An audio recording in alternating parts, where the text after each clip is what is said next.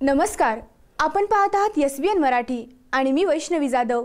एक नजर टाकूया आजच्या हेडलाईन्सवर। जागतिक योग दिनाचा सर्वत्र उत्साह। जत पालगाव येथील गुरुदेव आश्रम येथे राजकीय हस्तक्षेपामुळे आयोजित योग दिनास नागरिकांनी फिरवली पाठ।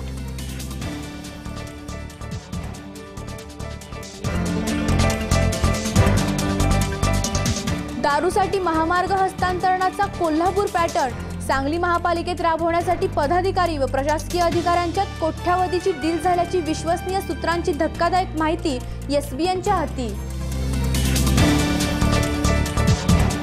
कर्नाटकातील शेतकऱ्यांचं 8,165 कोटींचं पीक कर्ज माफ। 22 लाख शेतकऱ्यांना मुख्यमंत्री सिद्धरामय्यांचा दिलासा।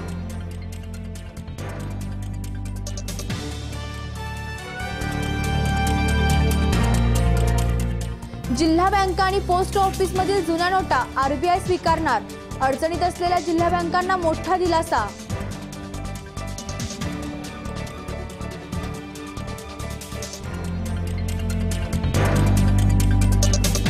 आणि सुकाणू समितीच्या आंदोलनाच्या पार्श्वभूमीवर सर्वत्र शासकीय कार्यालयासमोर शेतकऱ्यांनी केले शासनाच्या GRची होळी।